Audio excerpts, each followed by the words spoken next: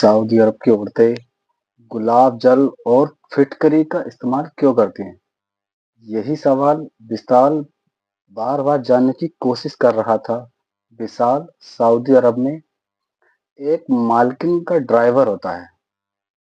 उसकी मालकिन विशाल से ये कहती है कि विशाल आप पास के स्टोर में जाओ और वहां पर जा कर के मेरे लिए फिटकरी और गुलाब जल लेकर आओ।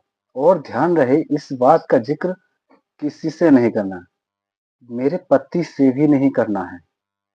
मैं तुम्हें गुलाब जल और फिटकरी लाने के लिए बोल रही हूँ। अचानक ये बात सुनते ही विशाल का दिमाग खराब हो जाता है। आखिर उस गुलाब जल और फिटकरी का क्या राज है? अगर मालकिन फिटकरी और गुलाब जल मंगा रही है तो उस फिटकरी और गुलाब जल को सिर्फ और सिर्फ रात में ही क्यों यूज करती हैं? और जब रात में जब यूज करती हैं तो कहाँ यूज करती है? लेकिन इससे भी बड़ा सवाल ये था, आखिर जब वो फिटकरी का अपने शरीर के किसी अंग में यूज करती है तो फिर इस बात का जिक्र अपने पति से क्यों नहीं करती है, या फिर मुझे ये बताने के लिए क्यों मना करती है कि मैं इस बात की चर्चा मालिक से नहीं करूं या फिर मैडम के पति से ना कहूं। मालकिन का ये सवाल बार बार विशाल को हैरान कर और परेशान कर रहा था। दोस्तों, यकीन मानिए, जब आप भी इस फिटकरी और गुलाब जल के राज को जान जाएंगे, आप भी हैरान रह जाएंगे।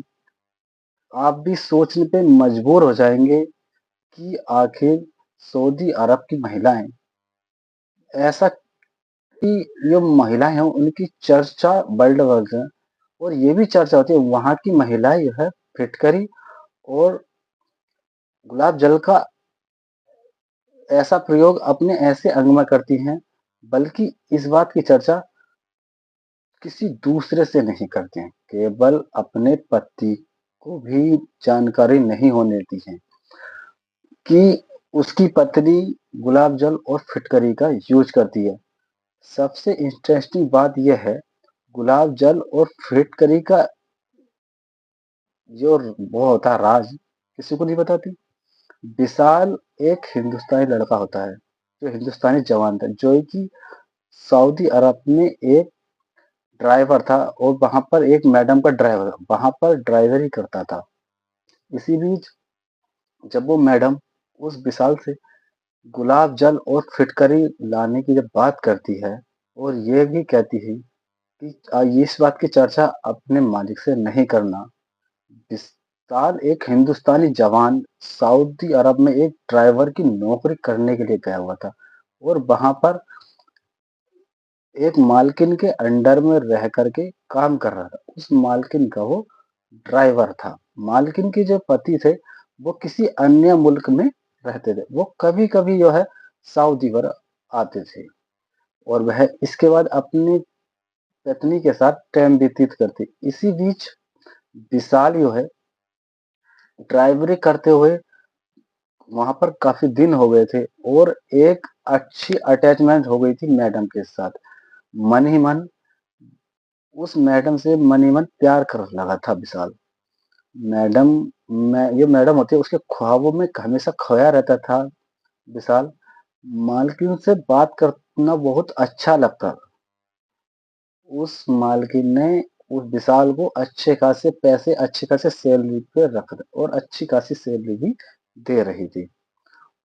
और आगे वीडियो में मैं आपको इस बात की भी जानकारी दूंगा, तो गुलाब जल फिटकरी का जो मामला है, ये फिटकरी का जो राज है, आखिरकार उस फिटकरी और गुलाब जल फिटकरी का जो राज है, आखिर मतलब फिटकरी का जो राज है, सऊदी अरब की औरतें या फिर वो मालकिन क्या करती थी फिटकरी और गुलाब जल से। दोस्तों, एक बहुत ही इंटरेस्टिंग घटना है। इस वीडियो को मैं चाहता हूँ कि पूरा देखें। गुलाब जल और फिटकरी के राज को आप जानेंगे, आप भी दांतों तले उंगली दबा लेंगे। आप भी हैरान हो जाएंगे और परेशान हो जाएंगे, ठीक वैसे ही जैसे कि विशाल हुआ था। मतलब मध्य प्रदेश का रहने वाला विशाल एक ड्राइवर था उसे गाड़ी चलाना आता था। एक ड्राइवर था, उसे गाड़ी चलाना था, उसे लाइसेंस था। लेकिन वह उतने पैसे नहीं कमा पाता था जिस पैसे से वो अपनी बहन की शादी कर सके, या फिर अपने दो छोटे भाइयों का पढ़ाई लिखाई का खर्च मेंटेन करे, या वो है अपनी बीमार माँ का सही तरीके से इलाज कर पाए। क्योंकि ड्राइवरी करते हुए वो उतने पैसे नहीं कमा सकता था जिससे ये सारी जरूरतें वो पूरा कर सके। ये सफलतापूर्वक इन चीजों को नहीं कर सकता था। इस बात को लेकर काफी ज्यादा टेंशन में रहता था। बार बार इधर उधर बाहर पैर मारता था। उसे अच्छी जॉब मिले, लेकिन उसको अच्छी जॉब नहीं मिलती थी। लेकिन हार कर वो एक दिन अपने सऊदी और वाले लड़के को फोन करता है कि हमारी स्थिति बहुत ज्यादा खराब हो गई है। हम उतना पैसा कमाते हैं जितना कि हम यहाँ पर खर्च करते हैं। बाकी का हम जो है यूज पैसे कुछ नहीं कर पाते, बचता ही नहीं है पैसा। जो परिवार की हमारे पास जिम्मेदारी है, जो हमारे पास पॉसिबिलिटी है, तो हमने उस पे तो हम उसे नहीं निभा पा रहे हैं। और ऊपर से भाई के शादी करनी है, बहन की शादी करनी है, माँ में खर्चा है। दोस्तों, तो दोस्त कहता है कि दोस्त मेरे लिए कोई जॉब हो तो बताना, मुझे ड्राइवरी आती है, मेरे पास लाइसेंस भी है। अगर वहां से कोई ऑफर आप मुझे बताओगे तो मैं वहां से आऊंगा और वहां से मैं वहीं पर जाकर मैं सेटल हो जाऊंगा, मैं काम करने लूंगा। इस बात का आश्वासन उसका दोस्त देता है कि टेंशन लेने की बात नहीं है विशाल, मैं जितनी जल्दी हो सका आपको मैं नौकरी देने का काम करूंगा, मैं नौकरी आपको बताऊंगा। विशाल का दोस्त जो होता है, एक हफ्ते बाद विशाल को फोन करता है और कहता है, विशाल, तुम जितनी जल्दी हो सके तुम सऊदी अरब आने का कोशिश करो, क्योंकि यहाँ पर एक मालकिन की यहाँ ड्राइवर की जरूरत है।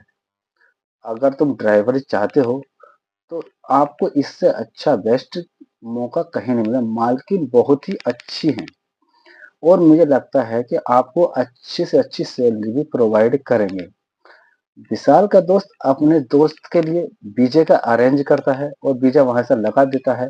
विशाल अगले ही पल सऊदी अरब पहुंच जाता है और सबसे पहले अपने दोस्त के फ्लैट पे जाकर के रूम पर जाकर के उस रात अपने दोस्त के साथ वहीं पर रुकता है। उसके बाद जब सुबह होती है, विशाल का दोस्त कहता है, विशाल का दोस्त जो होता है विशाल को ले आकर चले आता है और उस मालकिन के यहाँ पहुंचते हैं। मालकिन से क्या कहते हैं, मालकिन आपको एक ड्राइवर की जरूरत। मालकिन विशाल को एक तरफ देखती रहती है, सबसे पहले उसके शरीर को, उसकी बॉडी को निहारती है। विशाल की बॉडी अच्छा तगड़ा तगड़ा हिंदुस्तानी गबरा देखने में हट्टा कट्टा था। 28 साल का वो जवान था। एक स्वस्थ शरीर का मालिक था वो और काफी तंदुरुस्त दिख रहा था। इस बात को लेकर तुरंत उसकी मालकिन कहती है, मुझे मुझे ये ड्राइवर पसंद है और आज से इसकी नौकरी पक्की। इतना सुनते ही विशाल मानो खुश हो जाता है। विशाल को भी बस सपने में भी नहीं सोच सकता था कि उसके तुरंत जाने के बाद उसकी नौकरी लग जाएगी। सऊदी अरब के बारे में काफी निगेटिव विचार और निगेटिव थॉट उसके विचार में आता है। और इंडियन लड़कों के साथ वहां के लोग अच्छी तरह से पेश नहीं आते, काम तमाम तरह के काम करने पड़ते, गलत गलत तरह की जो बातें थी उसके दिमाग में भरी होती है। उसकी मालकिन जैसी उससे कहती है कि आपकी नौकरी पक गई है, या आज से या कल से आप नौकरी पे आ सकते हो, विशाल खुश रहता है। मालकिन विशाल को अच्छी खासी सैलरी भी देती है और उसको अच्छी खासी सैलरी कमेंटरेट करके विशाल को अपने पास रख लेती है। विशाल के लिए जहां तक जहां वो मालकिन रहती थी उसी के बगल में एक क्वार्टर था। उस विशाल को उस क्वार्टर में शिफ्ट करा देती है, कहती है तुम इस क्वार्टर में रहना है और जब भी मुझे जरूरत पड़ेगी मैं तुम्हें बुला लूंगी, मैं फोन कर लूंगी, मैं कहीं घूमने जाना हो तो मैं आपको तुरंत वहीं जब ही बुला लूंगी, मैं आपको जब ही इन्फॉर्म करूंगा और आपको आ जाना, और इसके बाद लेकर हमें गाड़ी पे चलना। उस दिन से विशाल की जो नौकरी थी पक्के हुए थे। विशाल जो है नौकरी करने लगा, सब कुछ ठीक ठाक चल रहा था। अपने घर समय समय पैसे भेजता और उसकी आर्थिक स्थिति पहले से अच्छी हो गई थी। मालिक के भरोसे और विश्वास को उसने एकदम जीत लिया था। एक दिन की बात है, विशाल अपने फ्लैट में सोया हुआ था और तब तक मालकिन उसकी फ्लैट में पहुंच जाती है कि विशाल तुम फोन नहीं उठा रहे हो, आज इसी वक्त एयरपोर्ट जाना है, विशाल की मतलब सुनता है तो विशाल एकदम घबरा जाता है, उसके पैरों तले की ज़मीन खिसक जाती है कि विशाल जो था मालकिन से प्यार करने लगा था। उसकी मालकिन के ख्वाबों में हमेशा खोया रहता था। इस बात की ज़िक्र करती है जैसे कि मालकिन इसकी कि वो अपने पति को पिक करने के लिए एयरपोर्ट जाना है। विशाल तो दोस्तों विशाल को जलन होने लगती है, तो फिर भी वो मालकिन को लेकर के एयरपोर्ट चला जाता है और उसके मालिक को लुआ के ले आते हैं वो। जब वो मालिक को लुआ कर ले आते हैं, तो विशाल मालिक से नहीं बोलता और अपनी मालकिन से भी नहीं बोलता, सीधा अपने फ्लैट की ओर चले जाता है। फ्लैट की ओर जा करके वहाँ पर फिर से जाकर लेट जाता है, सो जाता है। जब दिन निकलता है, अगले दिन सुबह का दिन होता है, तो उसकी जो मालकिन थी, उनका फ़ोन आता है कि विशाल क्या कर रहे हो? तो विशाल कहता है कि मैं लेट रहा हूँ, सो रहा था, अभी उठा हूँ।